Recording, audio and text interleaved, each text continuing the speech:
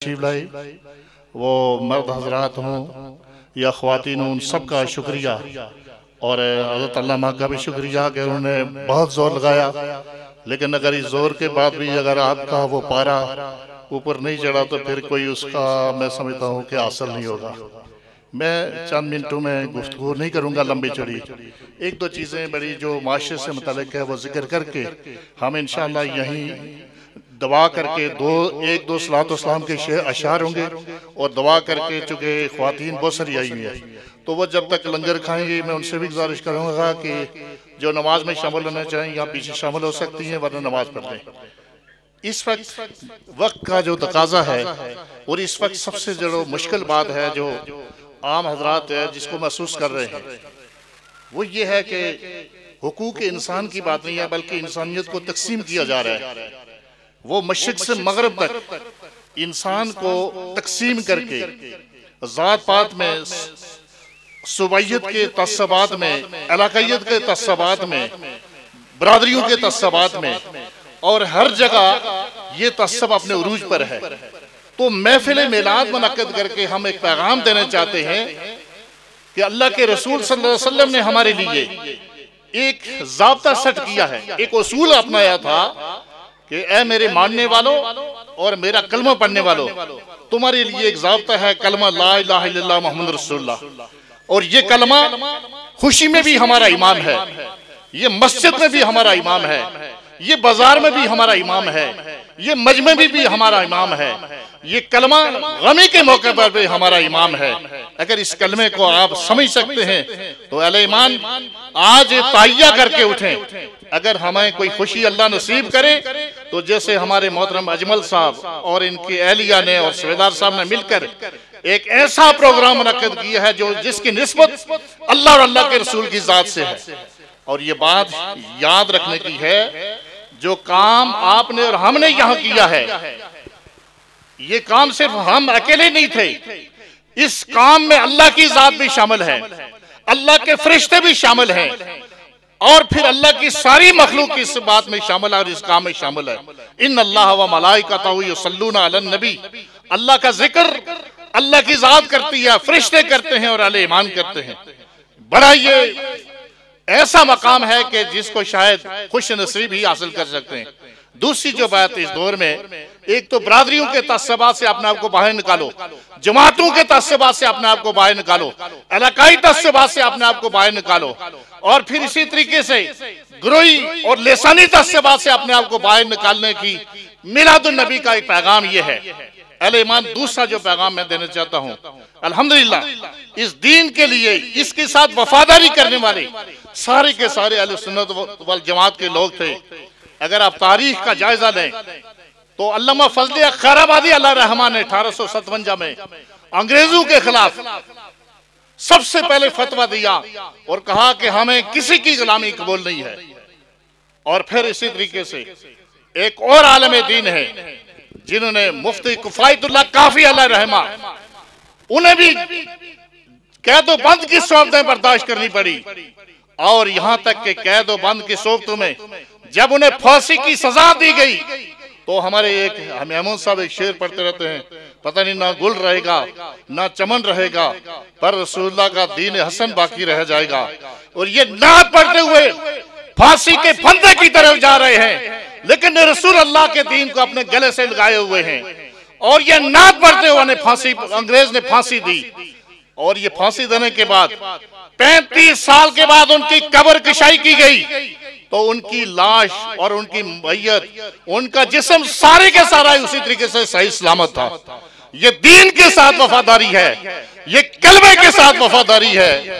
आज हम मगरबी कल्चर को अपनाने में हमारी ख्वातीन, हमारी माएँ और हमारी बहनें अंदर मौजूद हैं, असेंबली में भी हमारी ख्वातीन मौजूद हैं। आज नाम नियाज सियासतदान अगर कोई आ जाए तो हम अपनी ख्वातीन को भी कहते हैं उसका इस्तकबाल करो, बाज़ दफा फूल लेके आगे चली जाती हैं।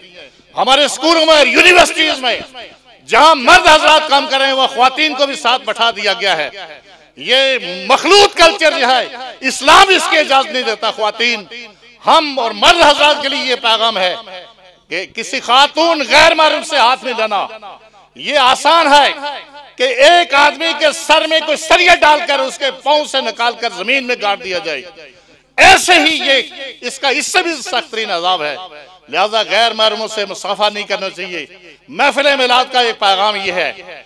और तीसरी बात जो मुख्तसर में कहना चाहता हूँ अल ईमान, कि इन अल्लाह के रसूल से पूछा गया कि सबसे ज्यादा अल्लाह का पसंदीदा बंदा कौन है, तो रसूल अल्लाह सल्लल्लाहु अलैहि वसल्लम से जब सवाल किया गया, फरमाया वो आदमी अल्लाह का सबसे पसंदीदा बंदा है जो मखलूक खुदा को सबसे ज्यादा फायदा पहुंचाने वाला हो, जो मखलूक खुदा के साथ मोहब्बत करने वाला हो, प्यार करने वाला हो। और अल्लाह के रसूल से दूसरा सवाल किया गया, या रसूल अल्लाह वो कौन सा अमल है जो सबसे ज्यादा अच्छा, अल्लाह को सबसे ज्यादा पसंद है? तो फरमाया गया कि वो अमल जिससे मखलूक खुदा खुश होती है, जिससे मखलूक खुदा को आसाइश और सहूलतें मैसर हैं, फरमाया वो अमल सबको सबसे ज्यादा अल्लाह ताला को पसंद है। तो लिहाजा एक तो हमने ये अमल करना है कि हमें सबसे ज्यादा वो अमाल से अंजाम देने हैं जिससे मखलूक खुदा को परेशानी न हो, बल्कि उससे राहत तो नसीब हो। लेकिन मौजूदा दौर में मैं एक आखिरी बात कह के गुफ्तगू खत्म करता हूँ। अल ईमान सारे के सारे अहबाब मौजूद हैं। आजकल नशा अपने उरूज पर है और आप इसका अंदाजा यूं कर सकते हैं कि आपके यहाँ रियासत से 2-3 मोटर यहाँ से चोरी हुई, मोटरसाइकिल चोरी हुआ। गुज़श्ता दिनों हमारे तितरौड़ रियासत से भी ये ऐसा ही एक अमल हुआ कि पहले एक मोटर मेरे घर से चोरी हुई, फिर हमारे पड़ोस में एक लतीफ साहब महरूम थे, उनके घर से भी चोरी हुई, और फिर इसी तरीके से मुख्तलिफ चीजें चोरी होती रही। और परसों हमारा एक दोस्त बेचारा बाइकिए वाला था, वो उसी बाइकिए के जरिए से वो गुजारा करता था, लेकिन उसका वो बाइकिया भी चोरी हो गया। मैं जब एसएसपी साहब से कल मिला, मैंने कहा एसएसपी साहब मैंने पहले भी आपके पास रिपोर्ट दर्ज कराई थी, तो आपने उस पर कोई एक्शन नहीं लिया। कहने लगे प्रोफेसर साहब वाकई कुछ सुस्ती हुई है, आइंदा इंशाल्लाह, और वाकई उन्होंने उसी वक्त उसका एक्शन भी लिया। उन्होंने कहा ये काम करेंगे। मैंने कहा एसएसपी साहब आपके पास अगर फोर्स थोड़ी है तो फिर हमें कोई आप ऐसी हदायत दें कि ताकि हम इन चीजों का तहफ़्फ़ुज़ खुद कर सकें। आने लगे यार इस तरह था कि रात ही लग गया महाराज गोली, मैं आज मैं अगर गोली मारी ना तो कातिल है, और फिर मैं हमारे खिलाफ यह मुकदमा दर्ज हो सी उन्हें आवे जंग ही महाराज मैं अजी मैं फंस करने में हमारा निशान पक्का नहीं, मैं जंग राती का इसी से जंग ही सिर था, मैं तो मारनी सीधी सीधी है दी। तो आखिर में मतलब है था कि चोरी चकारी इंतहा पर अब पहुंच चुकी है। तो हमने फिर मशवरा किया कि हम इंशाल्लाह 10 बजे तक, मैंने दोस्त साहब से कहा कि हम रात के 10 बजे तक कोशिश करेंगे कि जो अगर कोई रास्ते से मोटरसाइकिल लेके गुजर रहा है या आम आदमी सफर कर रहा है तो उससे पूछेंगे कि भाई साहब क्या परेशानी है, अगर परेशानी है तो उसको हम भी आपके साथ मदद के लिए तैयार है। पहले अखलाकी एतबार से अगर वो आज्ञा दस तड़ी तो फिर मुड़ी हुई अजय तड़ी दे याद, और फिर अगला हुई जब कम हो सके इस गला मैं अपनी तरफ सारे अब जितने में उलमा इकराम दे मौजूद है। फरमाया कि अल मुतकब्बिर लाइस अल फरमाया अल तकब्बुर इंदल मुतकब्बिर लाइस से बेतकब्बुरन, फरमाया मुतकब्बिर के सामने तकब्बुर करना ये तकब्बुर नहीं है। अब भाई गरीब यतीम मिस्कीन वाला उसने सामने चलो उसको ऐसी को पेशा चा जेड़ा आकर दस ना मुड़ी दस भाई 4 रोटियां को वो खाना तो भी 4 खाना। ये दीन की बात मैं आपको पैगाम दे रहा हूँ कि चोरी चकारी और जितनी भी माशरे में गलत रवश इख्तियार की जा रही है इसको कोई ना गवर्नमेंट रोक सकती है ना पुलिस ना कोई और महकमा, ये आपने रोकना है। और आप हर मोहल्ले की सतह पर एक फोर्स तश्कील दें और जो भी मशकूक आदमी नजर आता है उसको पकड़ कर पूछें भाई साहब कहाँ जा रहे हैं, और फिर बेवक्ता रात को आप जा रहे हैं। तो मैं कह रहा हूं कि माशरे को अगर पाक करना है तो नौजवान सामने आए।